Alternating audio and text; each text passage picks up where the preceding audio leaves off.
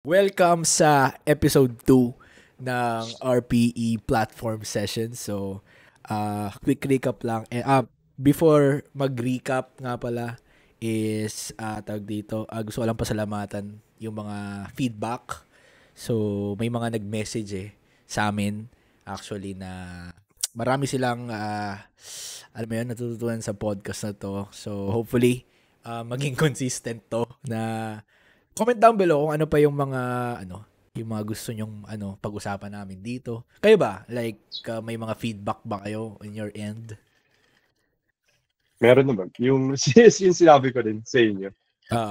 I think yung pag-usapan natin mamaya. Okay. Gets. Ikaw, Adrian. Actually wala naman. Siguro mas okay lang kung mas interactive tayo. Yan lang naman. Mismo. Medyo pagpasensya nyo na kami, nangangapapa. Medyo ano ba to? Newbie pa kami dito. Also pala, like for example, may mga gustong magpa-invite. Let us know lang din para at least, di ba? Okay. Let's go. So ayun, before we start, introduce muna natin yung sarili natin kasi dapat kailangan Kasi syempre may mga napadaan lang, di ba? Sino ba tong mga to? Tambay sa gym. So start mo na, Coach Adrian. Hello, my name is Adrian. So I'm the head coach of Team MCA and yun yung coaching ko and then currently competing under SES Powerlifting Gym. Yes, sir. Next, Coach Johan. Hello guys, my name is Johan Chan. My team is Mayhem Powerlifting. Yun na rin yung coaching ko. Yes, competing 93 kg. 93 kg. Ilala nyo na ako. Pero yun nga, dito. Walang pangalan yung team ko eh. Hindi ko alam. Team X, diba? Sabi mo Team X? Wala ka pa ba? Hindi ko alam eh. Hindi pa. Team X. Plano ko, di ba 1 year yun? 1 year, diba? 1 year. Para January na lang. Para wala pa talaga. Pero yun nga, again, maraming salamat sa mga feedback sa last video and sa mga podcast before. And ayun, before kami mag-start sa main topic namin, tawag dito, abangan nyo kasi magkakaroon kami ng raffle dito sa sa podcast na to. So, may babanggitin kaming word mamaya. Siguro ako na lang either in the middle part or sa huli. Para lang talaga mapanood niyo yung buo. Yun lang talaga yun. Pero nga, pag may narinig kayong word na yon, specific na yon, nababanggitin ko, i-comment down below ninyo. So, kung sinong unang nag-comment doon, yun yung mananalo ng RPE merch. So, stay tuned. So, and before sa main topic, which is, yung main topic natin ngayon? Which is, tawag dito, how do we organize? Yeah, organizing the chaos of coaching and training and programming as a athlete/coach. Pero before muna yan, parang gagawin na natin tong sabihin na nating every session natin magkakaroon tayo ng hot take. So, isang hot take kada para medyo medyo maintriga naman tong podcast natin. So, ang mag-hot take ngayon is si Coach Adrian. So, anong hot take mo ngayon na mapapag-discuss natin ngayon? Well, as mentioned dun sa group chat natin a while ago, so athletes blame their poor performance on external variables or stressors like school and life. But the truth is, results demand focus. And if you're serious about winning, you make everything else work around your sport, not the other way around. Kasi yun nga, as mentioned, most of the athletes, kapag bad day sila, they blame yung external variables. They blame yung mga variables na they don't have control over. And I think that's not the one to blame. I think yung sarili mo rin dapat kasi yun nga, hindi yung sport yung mag-work around you. It's the other way around. Yeah. Feeling ko yan isang parang nagiging coping mechanism yan parang alam mo yun, kumbaga pumalpak yung araw na to. So, ano ba yung mga nangyari? Pero at the end of the day, sabi nga ng pinaka di ko makalimutan na sinabi ni yung coach mo dati, Johan, si Noriega, Hamstring no Papi. bad days. Yes, no bad days. Lahat yan Just data. ay data.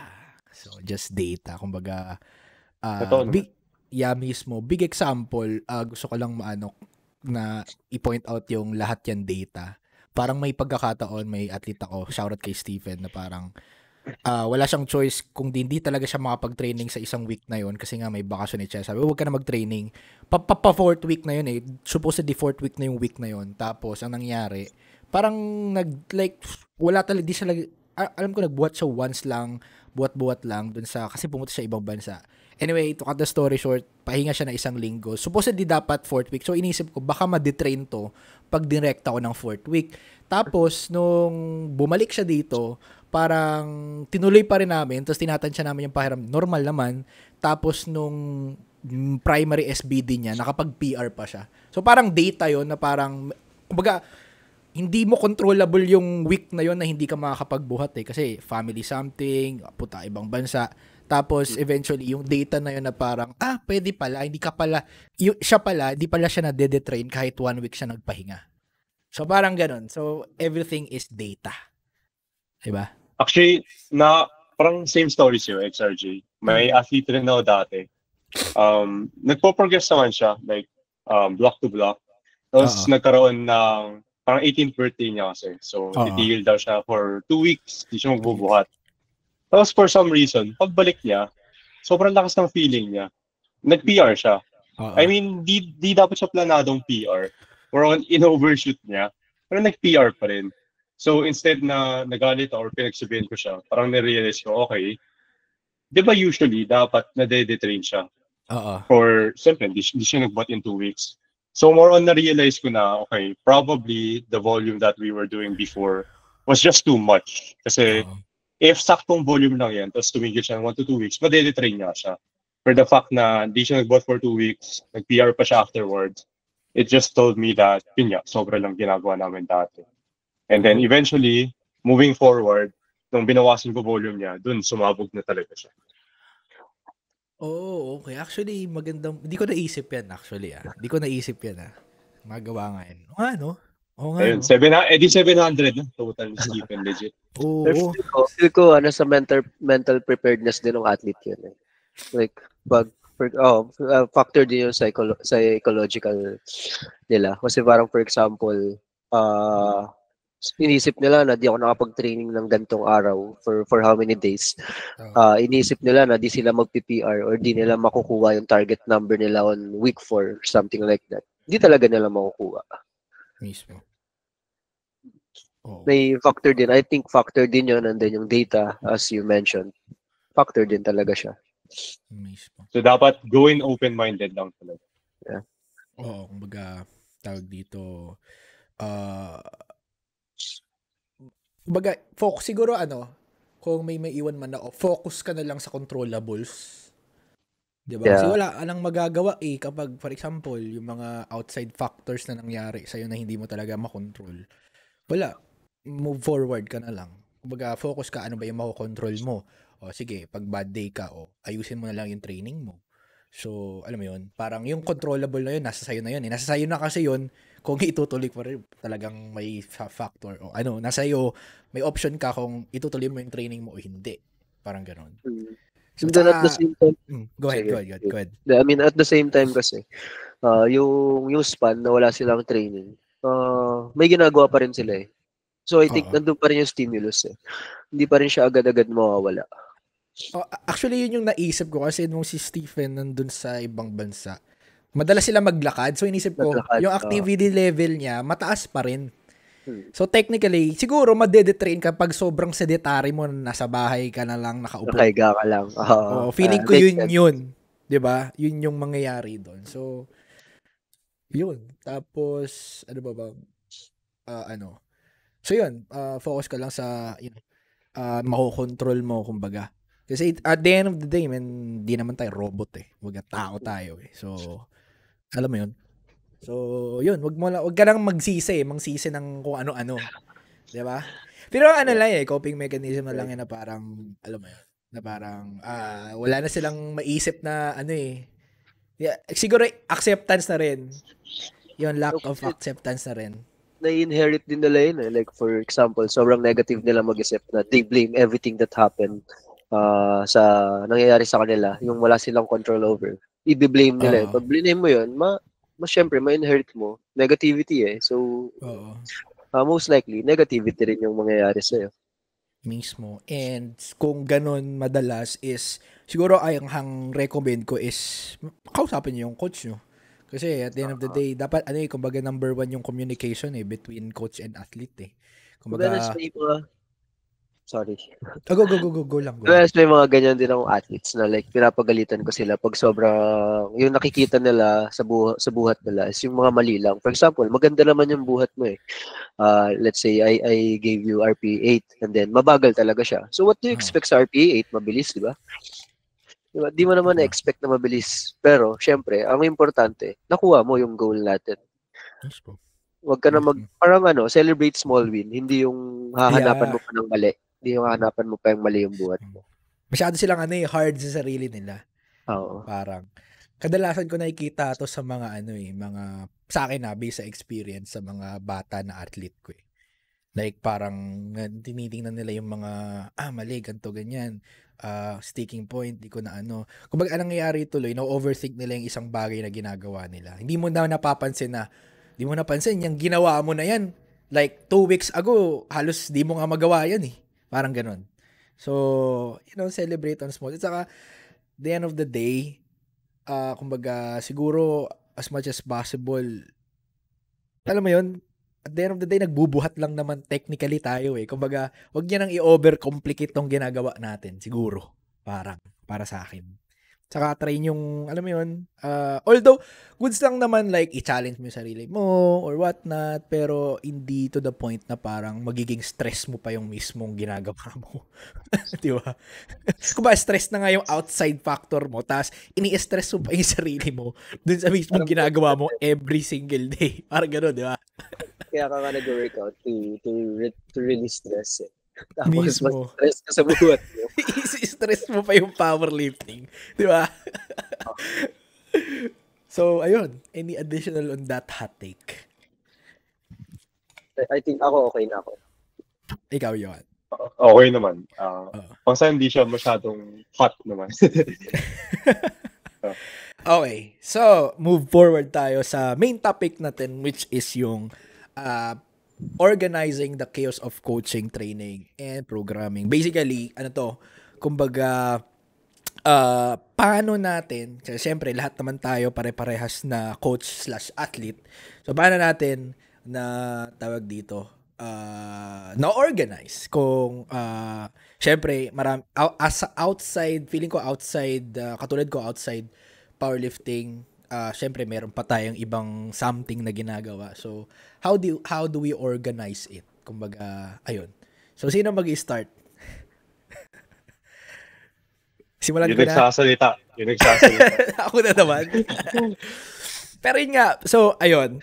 Just to give you a background para lang din maintindihan nyo na, syempre, hindi lang naman ako nagko-coach. Kumbaga, technically, yung coaching ko talaga, parang, para sa akin, tuturin ko siya as passion ko na lang siya para mag-continuous yung learning ko ng powerlifting. Di ko talaga siya main career, technically. Kasi, sa Maniga, di nakakalam, meron akong, sabihin natin, 8 to 5 job, pero hindi naman salaga 8 to 5 kasi nga gabi. Mamaya pang 11 p.m. So, ang job ko is 11 to 7, parang gano'n. 11 p.m. to 7 a.m. So, tawag dito, ayun, trabaho online. So, basically, sa mga nagtatanong, paano yun? Paano mo yun? Feeling ko, nasanay na lang siguro yung katawan ko. So, parang, lagi kasing may isip ng mga tao na parang, pag natulog ka although hindi talaga good na matulog ka ng ganong oras, kasi nga, yung sun, etc.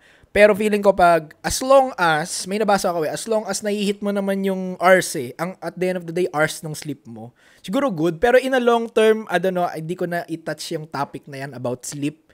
Kasi di ako aral dyan. Pero yun nga, naka-adjust naman yung katawan ko. So, kasi ever since na nagtrabaho ako, medyo sanay na talaga yung katawan ko na baliktad araw ko. So ayun, pero basically nag-start yung araw ko talaga para lang magkakaroon kayo ng overview. Usually nagigising ako ng mga 1 p.m. ish eh. Parang ganun eh. So 1 p.m. ish, gising, kain, prepare ng meal, etc. Then aside sa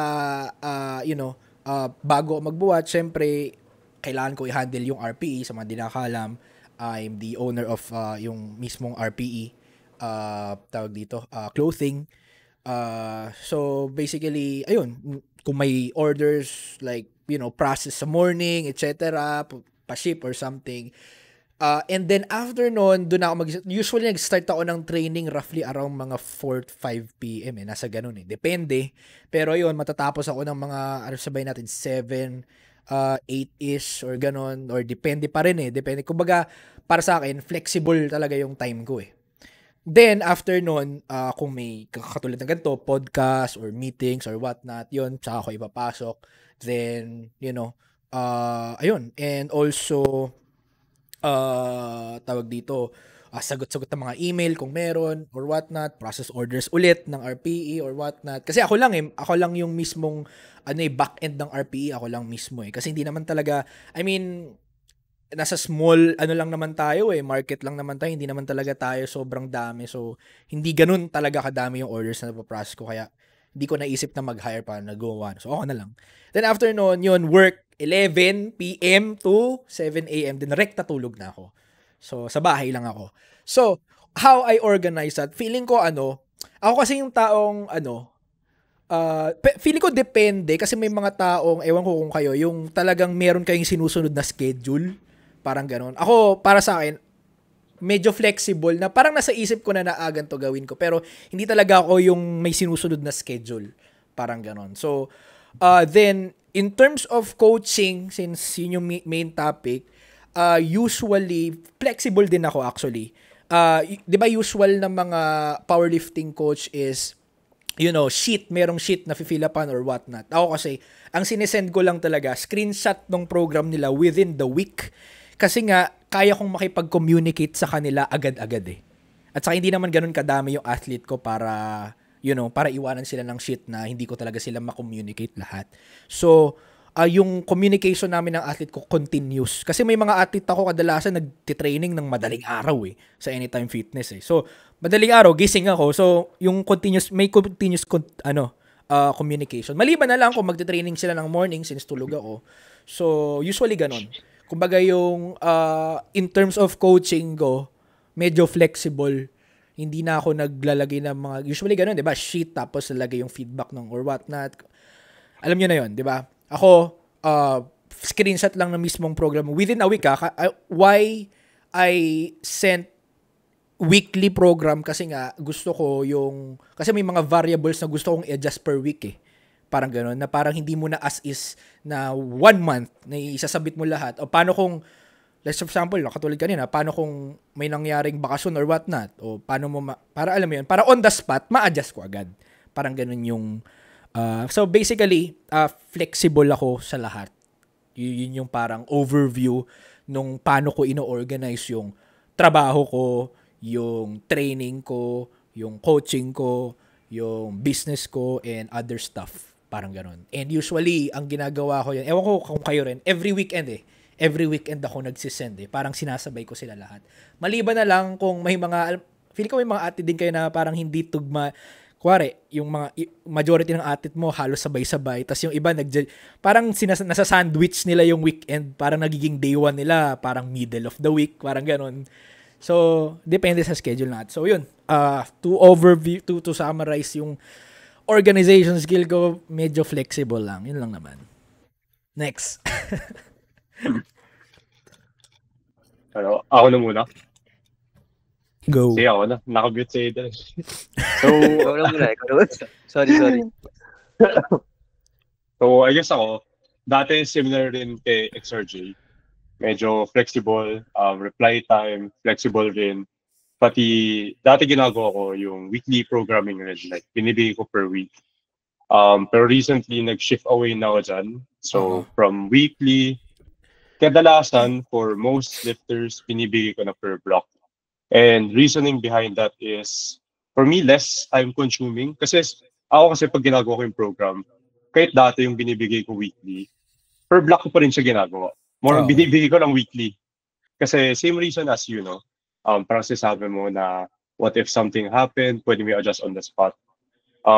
For me, yung na-notice ko is kahit binibigay ko naman per block, tapos may nangyari, pwede ko pa rin naman i-adjust like Oo. during their block. More on ano lang talaga. For me, nakakabaliw if weekly may update ko ngayon. Let's say, 40 lifters ka, di ba? Tapos every week, bibigay mo 40. Dami. Di ba? Madami. Ah, Kaya for me, yung ginawa ko, per block na lang. So instead na 40 per week, hindi siya gano'ng karami per week. More on, stagger ko lang siya. Like, kung mayari, 10 lifters na block this week, bibigay ko. Tapos next week, yung ibang 10 naman, yung hindi naka-align yung week, yung block oo. ender nila. Right? So parang, ayun lang, less time consuming. Tapos communication-wise, sinasabi ko naman sa like kung orientation call, like before starting with the new lifter, always expect a reply within 24 hours from your last message, no? So for example, if nag-send ka ng video 7 p.m., you'll hear from me before 7 p.m. the next day. Non-negotiable yun. And yan, lagi ko naman nagagawa. But in terms of replying, dati kasi kahit kailan check yung phone ko.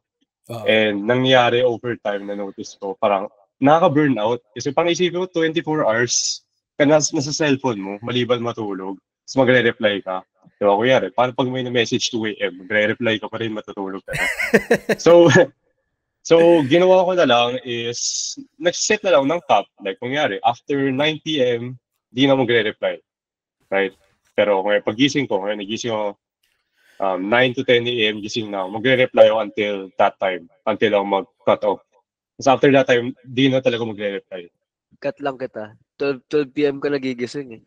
Minsan 12. Depende nga, depende. So, iba-iba talaga. Yun. Kasi for me, malaking tulong yung long term if, Oo.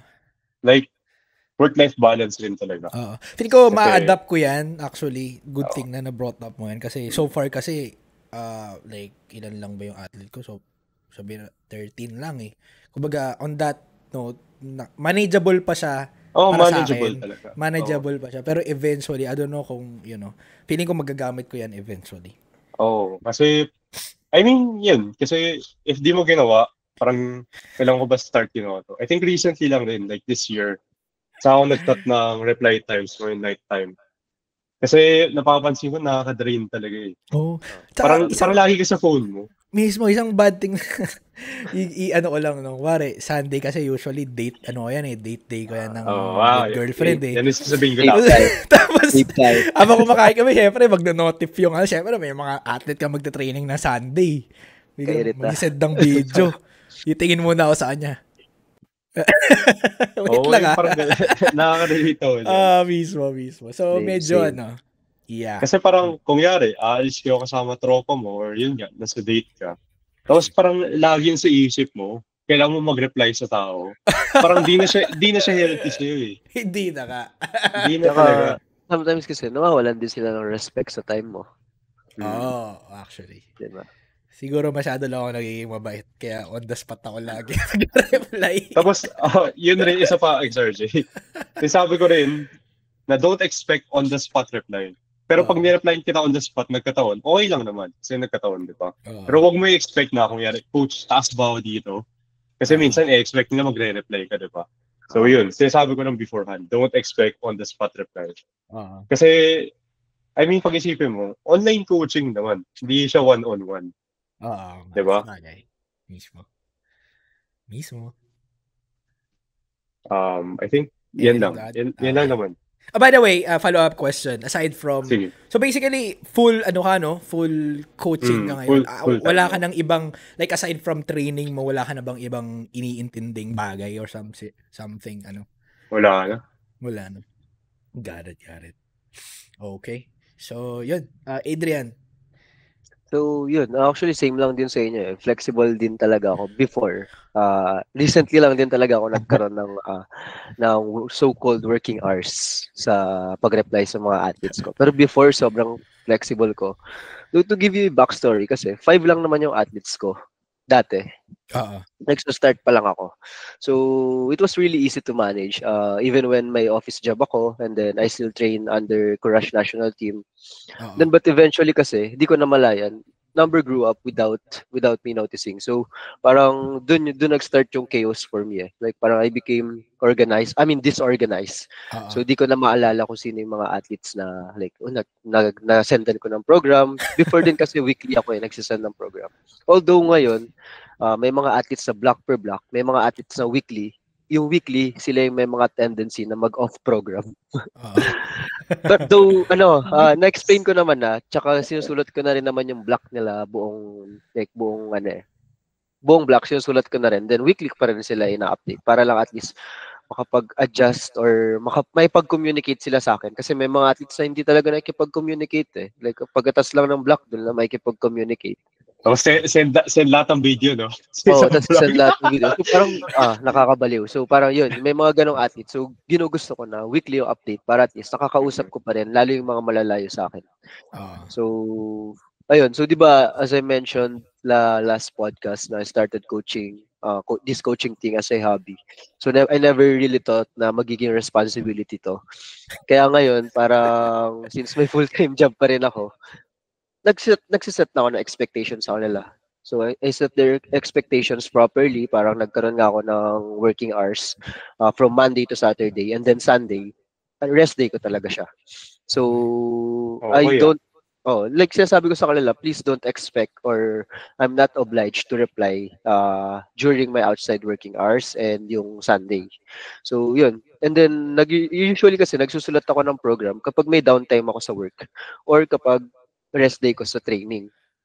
Though nagte-training pa rin naman ako like ng ibang sports pero onti lang kasi yung nakakain na oras dun. Minsan 1 to 2 hours lang tapos uwi na ako. So makakapagsulat pa ako ng program, something like that. So lagi ko rin sila nare-remind that to avoid delays, update nyo ako ahead of time. For example, alam mo nang tapos ka na sa day 4, sa day 4 or sa end of block, wala namang masama kung magme-message ka sa akin na, Coach, tapos na ako ng ganito, last day ko ngayon, ganito ngayon. So, para ako kasi, sineset ko rin expectation nila na 2 to 3 days before ako makapag-send ng new block. So, kung hindi mo kaya update ahead of time, hindi kita masisendan. Pero never naman ako na-delay. Like parang, since sobrang OC ako, minsan nagre-reply pa rin ako outside working hours. Minsan nagagalit na yung girlfriend ko kasi nga puro phone. So yun, pero yun. Pero pag hindi ako nag-reply, expect mo naman na magre-reply ako during my working hours. So yun, ayoko lang din kasi talaga na as sabi nga ni Johan, nakaka-burnout talaga. Sobrang nakaka-burnout na lagi ka na sa phone mo, nagte-training ka, nagpo-phone ka, nag-check ka ng athletes mo.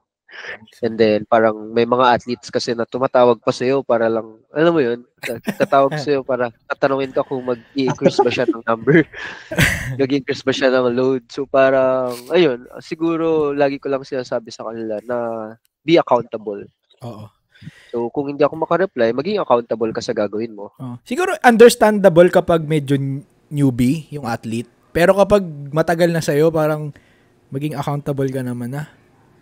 Kasi ganun din ako nung una kay Kuya Melvin. Pero eventually parang madalang na lang din kami mag-usap per week eh. Dati everyday parang alam mo yun. Pero sorry to cut. Go. Hindi, okay lang. Tsaka may mga athletes kasi na kagaya nyo, nagsasend sa madaling araw. So, alam mo yun, dati kasi di ako nagsasilent eh. So, nagno-notif talaga sa akin. So, minsan nagigising ako. Tapos, like, for example, ako, magmi-meet ako. Hindi ako nag-off ng notif, tapos nagme-message sila ng madaling araw. So, di ako nakakatulog talaga. May mga ganong instances. So, ngayon, na-realize ko na, ang dami ko na rin athletes. Baka siguro kailangan ko lang mag-set ng working hours, ng operation hours ko. And then, set ko na rin yung expectation nila na gantong araw ako gagawa ng program, gantong araw ko mabibigay yung program nila, and gantong oras ako magre-reply. Mismo. Kasi, kumbaga maganda nga yung sinabi ni Johan kanina na parang hindi naman to personal coaching technically. Online to eh. Parang kasi, Sa isipin mo, ba't ang mahal ng personal coaching, di ba? 1 hour ng personal coaching, parang minsan, kung equivalent na siya sa 1 month ng powerlifting online coaching. Ganun. Di ba? Tapos 1 hour lang yun. So, for me, tama lang, maglagay ka ng boundaries, di ba? Mismo. Not unless you're paying more for personal coaching, di ba? Oo. Depende. Pero, ayun. By the way, to follow-up question lang, nabanggit mo kanina na may office job ka ngayon. Ano yan? Work at home or outside home? Yeah, naka-work at home ako ngayon. Okay, got it. And also, nabanggit mo kanina, kasi medyo curious lang ako kasi so far kasi ngayon wala akong like ibang sports eh. Paano yun? Kasi sabi mo nagte-training ka pa ng judo. Paano mo yun na like nababalanse? Like, saan ka kumo-compromise dito? Sa time mo dun sa training ng judo or yung total like volume or intensity mo dun sa training mo ng powerlifting? Paano mo na mababalanse yun? Hindi naman kasi during rest day ako nagte-training eh. Like, so, sanay kasi ako na active rest day na wala akong if rest day ko, either tumatakbo ko, may ginagawa akong ibang bagay na para lang din pagpawisan. So, I think di naman masyadong taxing for me yung ginagawa ko. Kasi nililimit ko lang din yung sarili ko. Hindi na ako kagaya dati na like all out kung mag-training sa sport. Kasi di naman ako national team. Wala naman akong dapat patunayan. At the same time, gusto ko lang yun para pagpawisan and continuous pa rin yung learning ko dun sa sport na yun. Mismo. Sa tingin mo, may follow-up question. Sa tingin mo, mas magiging malakas ka pa kaya kung like powerlifting focus ka or other way around na mas komportable ka dito sa with like training ng sports na yun? For me, ginawa ko before na powerlifting focus lang ako. Na-burnout ako eh. I see. So parang kailangan like ko talaga mental, na ibang activity. No? Like kung hindi man judo, like jiu-jitsu, running. Kailangan ko talaga ng ibang activities kasi nakaka-burnout na puro powerlifting lang. Kasi nga sabi ko nga, nabobore talaga ako sa powerlift. Mismo. So, ito yung pinaka-convenient na sport. At the same time, kasi naging career na rin eh. Mismo. Actually, speaking of burnout, recently lang training ako kanina. Second day, secondary. Parang, hindi, yung drive ko, although medyo cheat code nga ako kasi nga, nandyan lang yung gym mo. Sa tabi lang. Kuma parang, alam mo yun, na parang, hinisip ko na lang, walking distance. Nasa iyo na yung lahat tapos tatamarin ka pa, ang kapal naman ng mukha mo, di ba? Parang ganun, ginaganon yung sarili ko lagi. Pero feeling ko, hindi mo may iwasan yon kapag medyo tumagal ka na sa isang sports. Feeling ko, na parang halos ilang oras na yung, in-spend mo dito sa bagay na to. Feeling ko kasi, speaking of burnout, hindi naman ako burnout or whatnot. Na parang hindi lang ganun yung drive ko mag-training compared before sa ngayon, hindi na ganun ka, alam mo yon, sobrang like, sige, araw-araw, minsan nga nag 6 times ako eh. Ayun, parang, siguro makakagets ito yung medyo, sabihin natin minimum 1 year na sa powerlifting. Parang ganun. Or like, well, depends. Pero yun lang yung napansin ko. Medyo may diminishing return kasi yun eh. Like, pick ka, like, palum-palo ka mag-training sa sports na yun. Then, eventually, syempre, araw-araw na ginagawa mo. Pero, ang punto dun is, parang, maghanap ka ng paraan kung paano ka magiging masigla ulit. Ako, ang ginagawa ko kapag accessory day ko, nagpupunta ako sa ibang gym. Para kasi, minsan, nakaka-apekto yung environment mo eh. Para maiba lang. Oo, para maiba lang eh. Parang, alam mo yun, tanggal umay. Ayun. So, nung ginawa ko yun, feeling ko medyo nababalanse ko naman na. Kesa laging araw-araw pare-parehas nakikita mo. Parang gano'n. Feeling ko malaking factor yun. Kasi, si Mio, di ba? Ganun siya. Iba gym niya lagi. Oo, napansin ko kay Mio. Malaki talaga tulong nun. Magastos lang. Malaki talaga tulong nun. Malaki tulong siya. Kasi iba-iba yung tao nakikita mo eh. Iba-iba yung community. So, iba-iba yung surrounding. So, feel ko malaking factor talaga siya. Yung environment mo talaga. Kaya, isa ring factor. Kuwari, ito, kahit araw-araw ko dito nag-gym, kumbaga, parang every like 2 to 3 months ata, iniiba-iba ko yung arrangement Ginagawa kong Minecraft yung para alam mo yun, parang iba kasi talaga, like mauumay ka talaga, ito na naman. Pag ano na, pag tumagal ka, parang kuga always find a way na makatraining ng maayos kesa hindi ka makatraining dahil naumay ka. So, anong pipiliin mong option? So, alam mo yun, parang ayun, always find a way to train na maayos or whatnot. Parang ganun.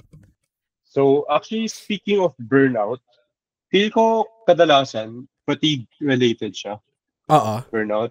Like, kung yari, sobra-sobra na ginagawa mo, hindi ka na nakaka-recover, most likely magba-burnout ka talaga. Yan rin na-realize ko sa mga athletes ko. Kung yari, yung macro cycle, tinry ko extend. So, sobrang taas ng fatigue.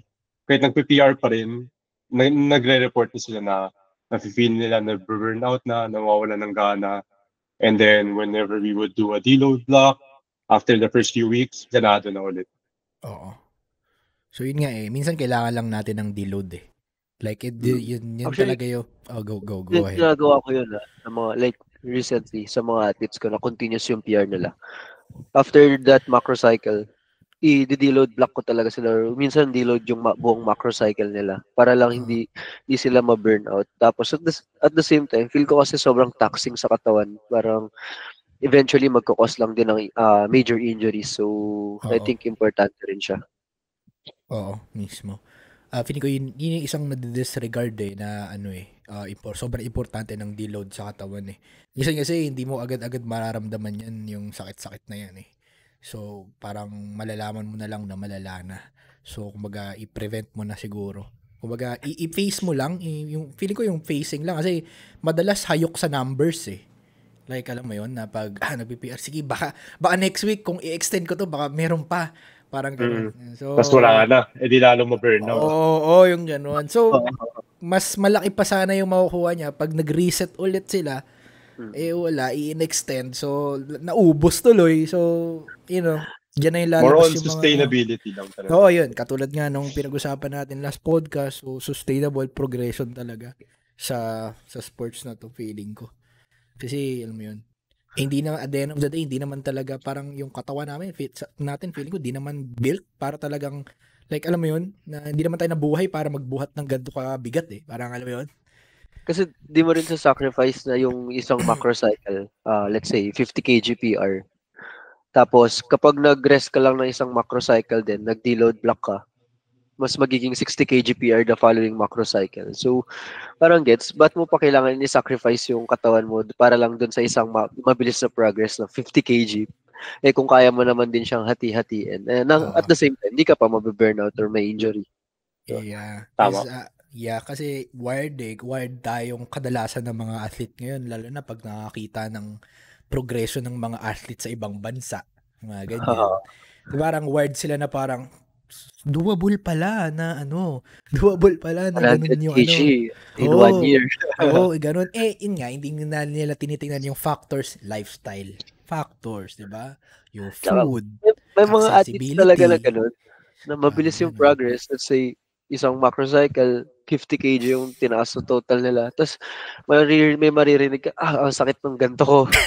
So, paano na next macro cycle na naman gagawin natin, di ba? Yun yung ultimate reset na. So, parang, instead na mag-reset ka lang, magtuloy-tuloy, magre-reset ka. Para lang. Actually, yan rin, hindi ko alam pag napansin nyo, yung parang nakikita natin sa King of the Lifts, di ba, let's say a few years back, ay mga junior lifters na sobrang bilis sumakas. Tapos ngayon parang wala na sila sa powerlifting. Parang nag-ibang sport na sila. Parang na-burnout na sobra. Parang na-milk na nila yung lahat ng progress nila during those years. Parang nag-early peak sila. Like, peak in terms of, performance at all, and at the same time, yung nila, anong tawag dito? Yung angarin nila dun sa isang bag sa na yun. Meron isa yung parang sabi ni Noriega, finil niya lahat sa isang bucket. Oo. Pero meron na isang athlete na gano'n na parang biglang nag-retire, junior pa lang. Ha? Seryoso ka ba? Sub-junior ata yun. Parang kilala ko yung sub-junior. Ha? Feeling ko parang siguro sa palagay niya natapos niya na yung mission niya, parang gano'n. Pero feeling ko yun nga na kapag Si Hamza kumbaga ba may yan? Hamza. yun. Kumbaga may kapalit din yung yung early too much progression eh.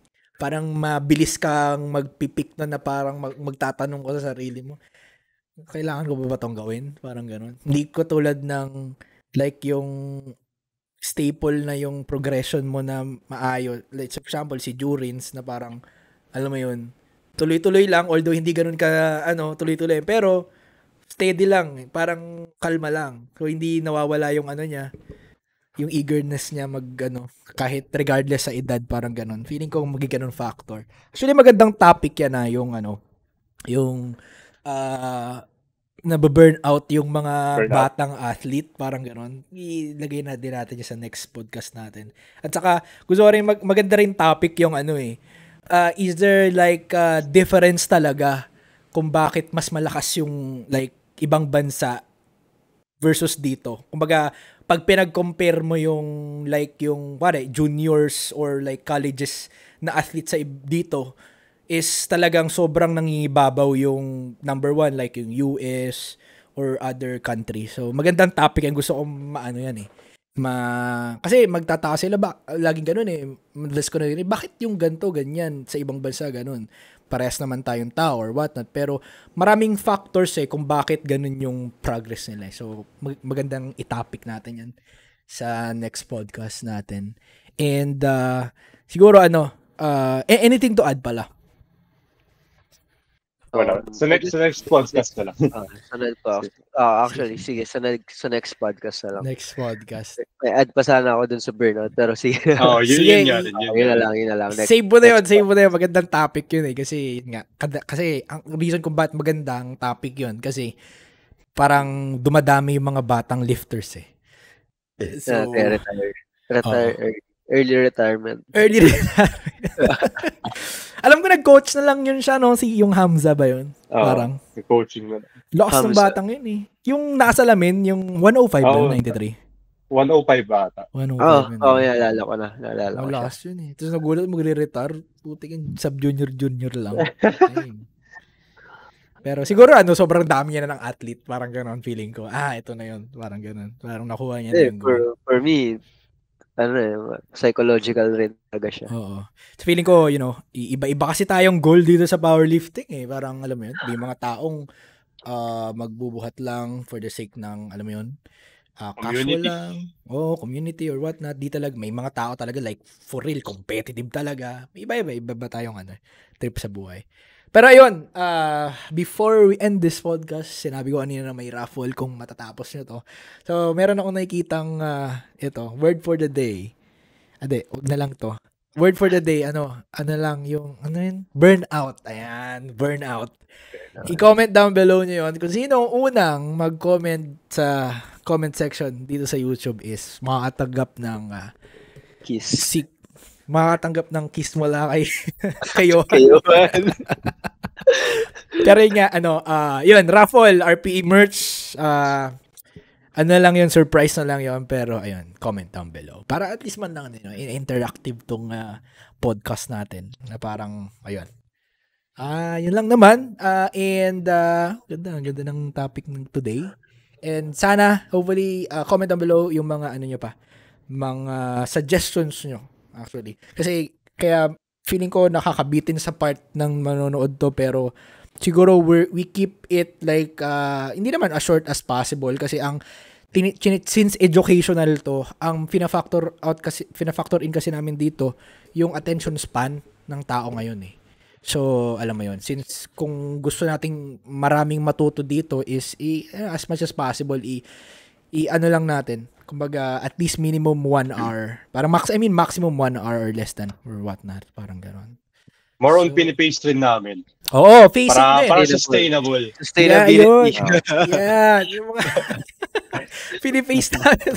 Kasi mabu-burnout din kami pag naubusan. Pero nawala yung burnout ko ngayon. Diba? Day 2 na, day 2. Mismo. So, ayun. Yun lang naman, and maraming salamat sa feedbacks and sa panonood ng podcast na to. And anything to add, pasalamatan, bago matapos tong podcast? Kayo? Anything? The usual. Thank you, RPE. Thank you, L1. Yes, sir. Thank you, L1, RPE, Lance. Shoutout sa'yo. Next guest. Feel ko sana maging guest si Lance next podcast. Feel ko maraming hot take si Lance. Maraming hot take yung tao na yun eh. Pero anyways, yun lang. Maraming salamat sa inyong dalawa. And hopefully talaga, maging sustainable tong podcast natin every week eh. Kasi sana, no? Pa-sponsor kami ng 110 para sa podcast nito. Yan! Oo! Tama! Baka naman. Magandang ano yan, no? Pwede, no? Yun yung ipaparaffle natin, no? Pwede, no? Yan lang naman. Hindi, tayo inom nun. Tayo ba inom? Hindi maganda. Tayo inom, tapos may paparaffle. Paraffle. Tama. While podcast, uminom tayo ng pre-workout. Diba? Tapos gabi, no? Hindi, pabor sa akin kasi may trabaho pa ako eh. Sa iyo, matutulog. Walang tulugan. Pero yun nga, men, maraming salamat sa inyo and kita sa susunod na podcast. Peace! Thank you.